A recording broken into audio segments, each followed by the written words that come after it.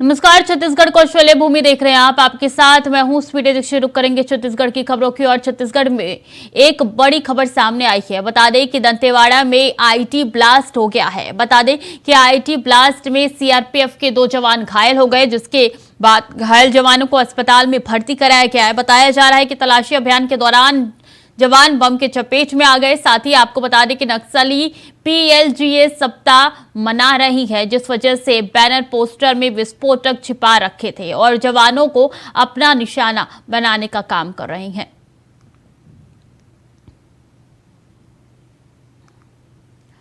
तो एक जवान इसकी चपेट में आ गया है और अस्पताल में भर्ती कराया गया है। तलाशी अभियान के दौरान यह हादसा हुआ है। इसमें बता दें कि तलाशी अभियान चलाया जा रहा था, इस दौरान ये बड़ा हादसा हो गया है। आईटी ब्लास्ट में 2 जवान घायल हो गए। अस्पताल में दोनों को भर्ती कराया गया है, इलाज जारी है। सीआरपीएफ के 2 जवान घायल हो गए। लगातार सर्च ऑपरेशन चलाया जा रहा था, इस दौरान ये बड़ा हादसा देखने को मिला। बता दें कि जवानों को अस्पताल में भर्ती करा के इलाज जारी है उनका, और ऐसे में नक्सली अब और भी ज्यादा एक्टिव होती हुई नजर आ रही है। लेकिन पुलिस भी चाक चौबंद है। ऐसे में जो ब्लास्ट हुआ है इसमें 2 जवान घायल तो हुए हैं, लेकिन उनको अस्पताल में भर्ती कराया गया। आगे भी लगातार सर्च ऑपरेशन चलाया जा रहा है कि नक्सली इतने ज्यादा एक्टिव हो गए हैं कि पुलिस को और भी ज्यादा अपनी तादाद बढ़ानी पड़ रही है और एक्टिवनेस पुलिस की भी अब नजर आ रही है। तलाशी अभियान के दौरान ये बड़ा हादसा हुआ है और ऐसे में आईटी ब्लास्ट हुआ है। बता दें कि ये आईटी ब्लास्ट पोस्टरों में छुपा के जगह जगह पर रखा जा रहा है, इसके दौरान हुआ है। आईटी को कई ऐसी जगह है जहां पे छुपा के रखा जा रहा है और लगातार पुलिस जो तलाशी अभियान कर रही है, इस दौरान ये बड़ा हादसा देखने को मिल रहा है। ऐसे में पुलिस सतर्क है, अलर्ट मोड पे है। तलाशी लगातार की जा रही है, लेकिन हर एक चीजों का ध्यान भी रखा जा रहा है।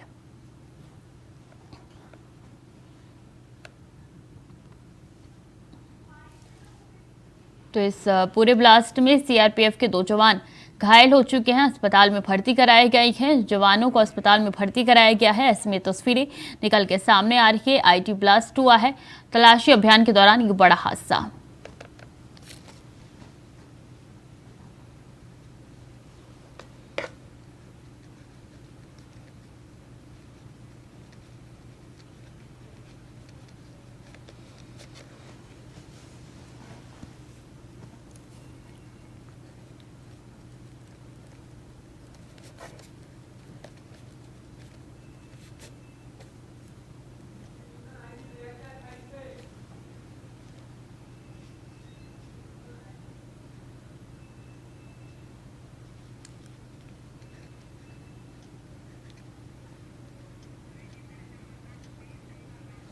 पी सुंदरराज आईजी हमारे साथ जुड़ चुके हैं। सर, बहुत स्वागत है आपका इंडिया वॉइस पे।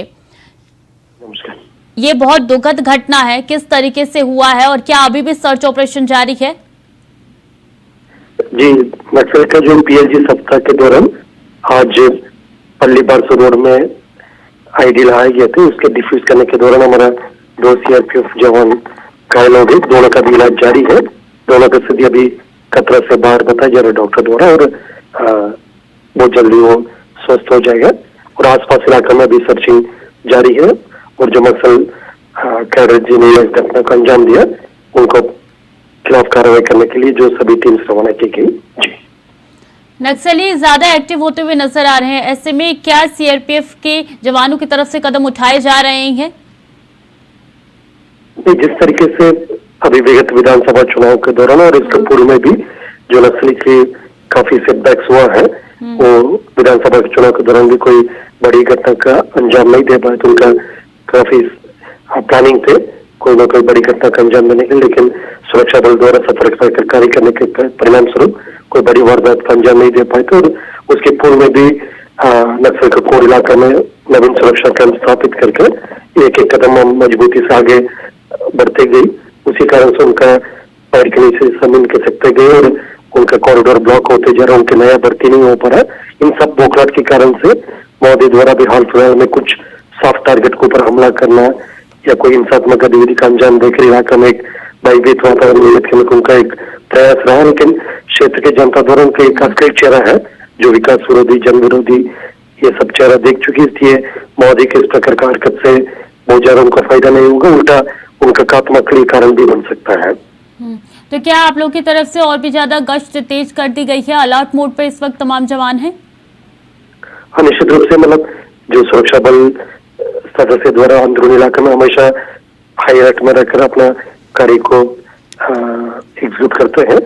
और जैसा पर्टिकुलरली इस टाइप का जो नक्सली के जो पीएलजी सप्ताह स्थापना दिवस, इस दौरान और भी अतिरिक्त अलर्टनेस के साथ कार्य करने की आवश्यकता है। इस संबंध में सभी बल सदस्य को आवश्यक दिशा निर्देश दी गई है और उम्मीद है मतलब नक्सली के खिलाफ हम प्रभावी रूप से कार्रवाई करके उनका शेष कुछ बचा हुआ प्रभाव है उसको खात्मा करने के लिए हम लोग अपना रणनीति के तहत काम करेंगे। कौन कौन से ऐसे क्षेत्र है सर जहाँ पे विशेष ध्यान रखा जा रहा है? जिस तरह भी भी सेंसिटिव इलाका जो दक्षिण सुकमा, दक्षिण बीजापुर नेशनल पार्क एरिया, अबुजुमान इलाका और इंटर डिस्ट्रिक्ट बॉर्डर इलाका में जो आमतौर पर नक्सली ने अपना गतिविधि का अंजाम देने की कोशिश करते हैं, उन सब इलाका में जहाँ जहाँ हमारे पास स्पेशल फोर्सेस है, साथ में जो केंद्रीय अर्धसैनिक बल भी है, सभी फोर्सेस का में हाई अलर्ट मोड में रखकर अभी आसपास इलाके में सर्चिंग जारी है। और ये आने वाला जो 5-6 दिन जो पीएलजी सप्ताह के दौरान मोदी द्वारा कोई बड़ी घटना का अंजाम ना दे, उसके लिए जितना सतर्कता रखना चाहिए और एक ऑफेंसिव ऑपरेशन पाने के तहत भी हम कार्रवाई कर रहे हैं। ठीक है, बहुत बहुत धन्यवाद आपका हमारे साथ जुड़ने के लिए और जानकारी साझा करने के लिए। तो पी सुंदरराज आईजी है बीजापुर के, उनको सुन रहे थे आप कि गश्त लगातार उनकी तरफ से दी जा रही है। पिछले दिनों विधानसभा चुनाव था, उसमें कोई बड़ा हादसा ये नहीं कर पाए जिसकी वजह से ये परेशान थे और इस तरीके की घटनाओं को अंजाम नक्सलियों द्वारा दिया जा रहा है। और ऐसे में कई ऐसे क्षेत्र हैं जहाँ पे गश्त और भी ज्यादा तेज कर दी गई है, पूरा ध्यान रखा जा रहा है। अलर्ट मोड पर पुलिस प्रशासन के साथ साथ सीआरपीएफ के जवान भी है। और खबरों में आगे बढ़ेंगे। खबर बलौदा बाजार से है, जहां शहर के व्यस्त मार्केट में एक व्यक्ति को मोबाइल देना महंगा पड़ गया। आरोपी ने अपने दोस्त से बात करने के लिए मोबाइल की मांग की। मोबाइल देने पर आरोपी मोबाइल लेकर भाग गया। पीड़ित ने तत्काल थाने में एफआईआर दर्ज कराई। तत्काल पुलिस ने सीसीटीवी फुटेज लेकर आरोपी को गांव लठुआ से गिरफ्तार किया। आरोपी के पास से मोबाइल जब्त किया गया। आरोपी ने अपना जुर्म स्वीकार किया और पीड़ित व्यक्ति को मोबाइल पुलिस ने वापस किया। आरोपी को न्यायिक हिरासत में जेल भेज दिया गया।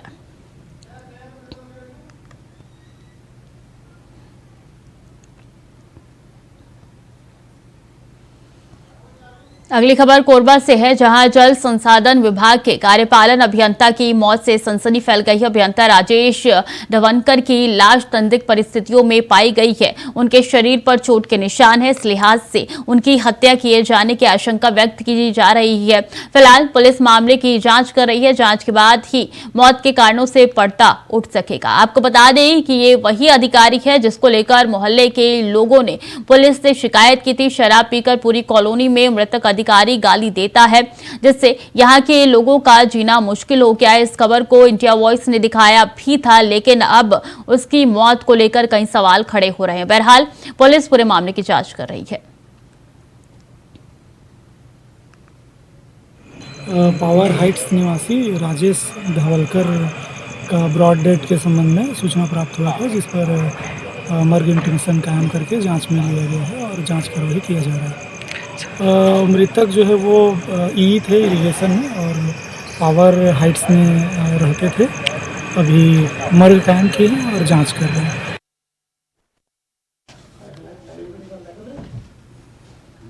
दुर्ग में एक युवक ने नदी के ब्रिज में फांसी लगाकर आत्महत्या कर ली। सूचना मिलते ही पुलिस मौके पर पहुंची। पुलिस ने शव को कब्जे में लेकर पोस्टमार्टम के लिए भेजा और आगे की जांच पड़ताल में जुट गई है।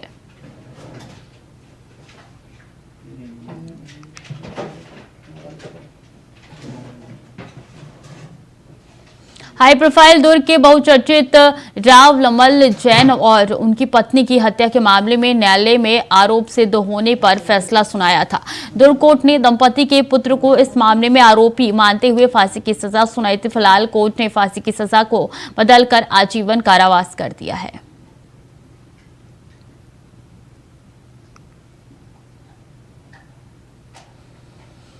बलौदाबाजार जिले में 3 विधानसभा की मतगणना की तैयारी जिला प्रशासन एवं निर्वाचन आयोग द्वारा पूरी कर ली गई है। बता दें कि 3 दिसंबर को 3 विधानसभा सीट के लिए 54 प्रत्याशियों का फैसला होगा, जहां सबसे पहले डाक मतपत्रों की गणना होगी। बताया जा रहा है कि जिले में 4241 डाक मतपत्र डाले गए हैं, तो वहीं मतगणना स्थल पर 3 लेयर पर सुरक्षा व्यवस्था की गई है। साथ ही मतगणना स्थल की सुरक्षा पहरा प्रथम चरण में जिला पुलिस बल तैनात रहेगा, जहां 100 मीटर की परिधि में किसी भी व्यक्ति को प्रवेश की अनुमति नहीं रहेगी। फिर द्वितीय चरण में राज्य सशस्त्र बल के सुरक्षा बल तैयार करेंगे और तीसरे चरण में प्रतिबंधित क्षेत्र रहेगा, वहां पर केंद्रीय सुरक्षा बल तैनात होंगे। बता दें कि सुबह 8:30 बजे से ईवीएम मशीन की काउंटिंग शुरू होगी, जिसको लेकर शनिवार को प्रशासन के द्वारा मॉक ड्रिल की गई है, जिसमें जिला निर्वाचन अधिकारी, जिला सुरक्षा अधिकारी, एसपी मतगणना स्थल का निरीक्षण करेंगे। साथ ही बताया जा रहा है कि यहाँ पे तमाम अधिकारी भी मौजूद रहेंगे।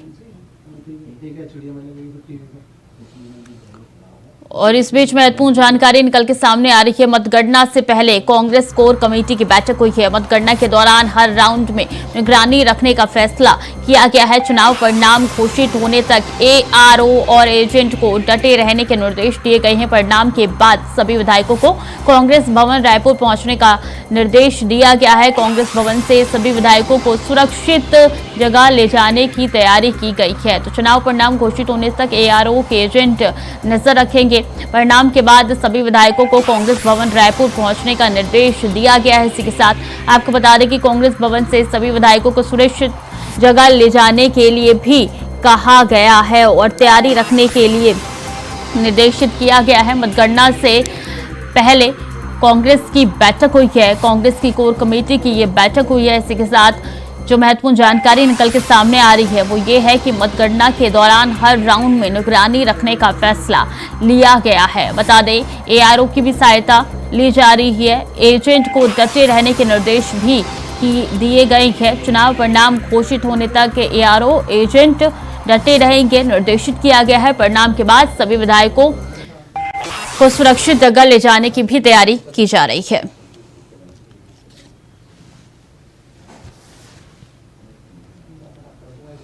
ओम प्रकाश चंद्राकर स्टेट हेड हमारे साथ जुड़ चुके हैं। ओम प्रकाश जी, चुनाव से हो गए सफलपूर्वक और उसके बाद देखिए मतगणना से पहले कांग्रेस की कोर कमेटी की बैठक हुई है, काफी निर्देश दिए गए हैं, कौन कौन से वो निर्देश है?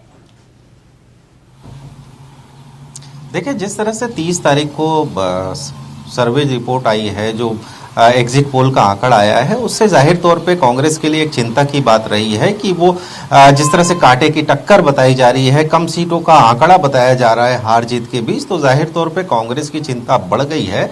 और यही वजह है कि कल शैलजा जो है दिल्ली से रायपुर पहुंची है और उसके बाद देर रात कोर कमेटी की बैठक हुई। बैठक के दौरान यही कहा गया कि इसमें कि अपने कार्यकर्ताओं को, अपने एजेंटों को सक्रिय रहने के निर्देश दिए हैं, बाकायदा निगरानी रखने के निर्देश उन्होंने दिए हैं। इसके अलावा यदि कोई अप्रिय स्थिति बनती है, सीटों का आंकड़ा कम होता है, तो अपने विधायकों को संभालने के लिए किस तरह से क्या क्या चीज़ें की जा सकती हैं, उन तमाम मुद्दों को लेकर बैठक हुई। बैठक में सीएम भूपेश बघेल सहित जो प्रदेश प्रभारी है कुमारी शैलजा, वो मौजूद थी। साथ में उप मुख्यमंत्री टीएस सिंहदेव मौजूद थे, विधानसभा अध्यक्ष शरणदास महंत मौजूद थे। इसके अलावा मंत्री मंडल के जो सदस्य थे वो तमाम लोग मौजूद थे। तो इनके बीच में यही चर्चा हुई कि किस तरह से अगर कोई परिस्थितियां ऐसी बनती है कि कांग्रेस को बहुमत तो मिल जाता है, सीटों का आंकड़ा कम रहता है, तो यदि कोई परिस्थितियां ऐसी बन जाती है तो जाहिर तौर पे उन परिस्थितियों से कैसे निपटा जाए, इन तमाम मुद्दों को लेकर चर्चा की गई। जी तो कहीं ना कहीं कांग्रेस आशंका जाहिर की जा रही है कि फेरबदल हो सकता है क्या, ओम प्रकाश जी? देखिए, जिस तरह के सर्वे रिपोर्ट आए हैं, सीटों का आंकड़ा ज्यादा नहीं दिखाई दे रहा है। जिस तरह से हम भी अंदाजा लगा रहे हैं, जिस तरह हम पहले भी हम यह कह चुके हैं कि 35-35 सीटों पर भाजपा और कांग्रेस दोनों बराबरी की स्थिति में है, लेकिन जो 20 सीटें ऐसी है जहां पर कांटे की टक्कर है, बागियों की वजह से उन सीटों पर समीकरण बिगड़ा हुआ है।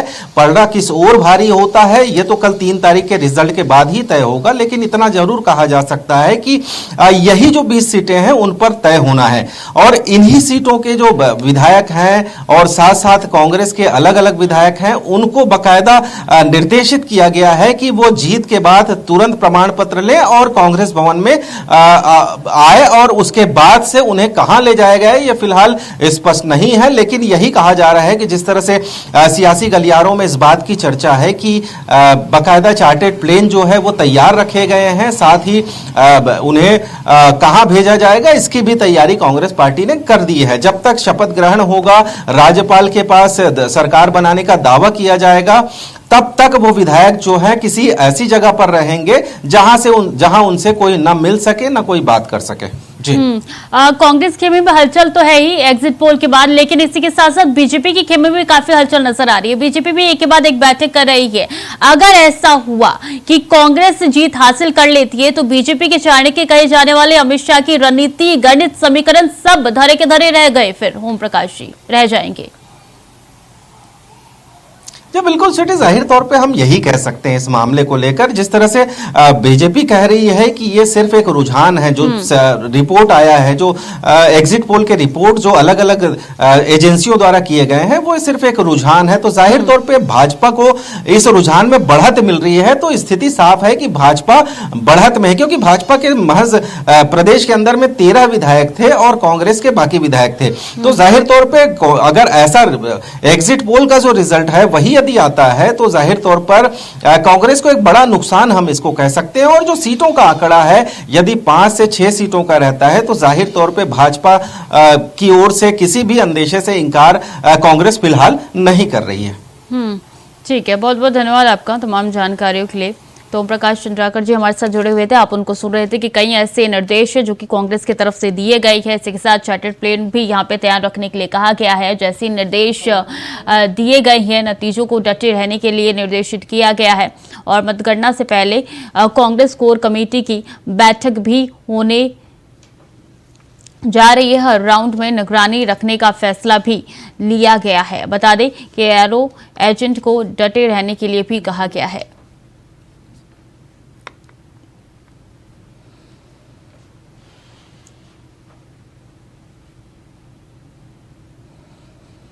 और छत्तीसगढ़ के पूर्व मुख्यमंत्री और भाजपा के राष्ट्रीय उपाध्यक्ष डॉक्टर रमन सिंह और अपने एक दिवसीय पारिवारिक प्रवास पर खैरागढ़ पहुंचे हैं, जहां उन्होंने खैरागढ़ में बीजेपी प्रत्याशी विक्रांत सिंह के घर पहुंचकर विक्रांत सिंह से मुलाकात की। मतगणना से 2 दिन पहले पूर्व मुख्यमंत्री के इस प्रवास ने राजनीतिक गलियारों में चल रही चर्चा को और भी ज्यादा तेज कर दिया है। पारिवारिक प्रवास पर खैरागढ़ आए डॉक्टर रमन सिंह जिला भाजपा कार्यालय भी पहुंचे, जहां उन्होंने कार्यकर्ताओं से मुलाकात कर जीत अग्रिम बधाई दी है। रिजल्ट और एग्जिट पोल के सर्वेक्षण आने के बाद यह स्पष्ट हो गया कि छत्तीसगढ़ में भारतीय जनता पार्टी की पूर्ण बहुमत से सरकार बन रही है। एग्जिट पोल का जो नतीजा होता है वो रुझान दिखाता है, और ये रुझान जो आया है एग्जिट पोल में वो दिखाता है कि कांग्रेस की क्या हालत हुई है। कांग्रेस 69 सीट से घटते घटते एग्जिट पोल के 3-4 नतीजे में 40 और 42 तक आके रुका है। यानी गिरावट कितनी आई है, 69 सीट से 42 सीट और 40 सीट दिखा रहा है मिनिमम में। और वही बीजेपी का 15 सीट से बढ़ के 48 और 46 सीट दिखा रहा है।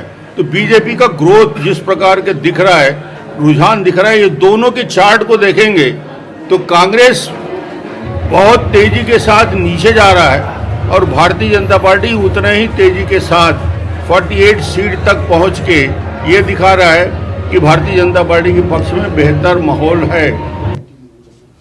छत्तीसगढ़ में ऑनलाइन बेटिंग ऐप्स को लेकर राजनीति गर्म हो गई है। बता दें कि विधानसभा चुनाव से ठीक पहले महादेव बैटिंग ऐप का मामला प्रकाश में आया था। वहीं सीएम भूपेश बघेल ने प्रधानमंत्री नरेंद्र मोदी को पत्र लिखकर ऑनलाइन बैटिंग ऐप्स पर प्रतिबंध लगाने की मांग की है।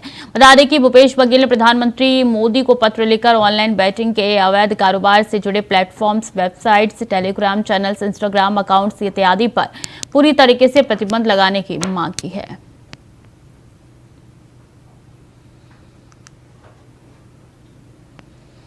आज मतगणना कार्यों को पूर्णाभ्यास होगा। बता दें कि मतगणना से जुड़े सभी अधिकारी और कर्मचारी मौजूद रहेंगे। जिले के तीनों विधानसभा साजा, बेमेतरा और नवागढ़ के लिए कल मतगणना होगी, जिसके लिए कलेक्टर पीएस एल्मा ने अधिकारी, कर्मचारी, प्रत्याशी और एजेंट को कोई भी अनुचित या प्रतिबंधित सामान मतगणना स्थल पर न ले जाने की अपील की है।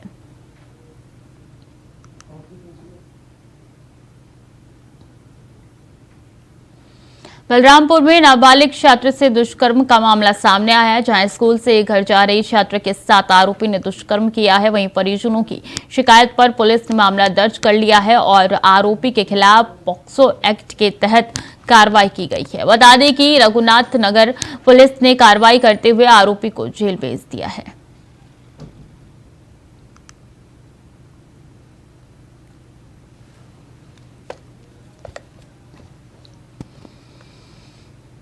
खबर जगदलपुर से है, जहां मतगणना को लेकर तैयारियां पूरी कर ली गई है। कल 3 बजे सुबह और 8 बजे तक धर्मपुरा स्थित आदर्श महाविद्यालय में जगदलपुर, चित्रकूट और बस्तर विधानसभा सीटों की मतगणना होगी। सबसे पहले डाक मतपत्रों की गिनती की जाएगी। बस्तर विधानसभा में 851, जगदलपुर विधानसभा में 1614 और चित्रकूट विधानसभा में 729 डाक मत प्राप्त हो चुके हैं। मतगणना स्थल पर सुरक्षा के व्यापक इंतजाम किए गए हैं। तीनों विधानसभा के लिए अलग अलग एंट्री गेट बनाए गए हैं। जगदलपुर विधानसभा की मतगणना का जिम्मा महिला कर्मचारी संभालेगी। पोस्टल बैलेट की गिनती के बाद मशीनों से गिनती शुरू होगी। इसके लिए हर विधानसभा में 14-14 टेबल की व्यवस्था की गई है। चित्रकूट विधानसभा की मतगणना 16 राउंड में होगी। बस्तर विधानसभा 17 राउंड होगी। वहीं जगदलपुर विधानसभा की मतगणना 18 राउंड में पूरी होगी। जिला निर्वाचन अधिकारी विजय दयाराम ने जानकारी देते हुए बताया कि निर्वाचन आयोग द्वारा जारी सुरक्षा दिशा निर्देश का पालन करते हुए मतगणना भवन में किसी भी प्रकार का इलेक्ट्रॉनिक डिवाइस, मोबाइल सहित गुटखा, पान, सिगरेट पर प्रतिबंध रहेगा।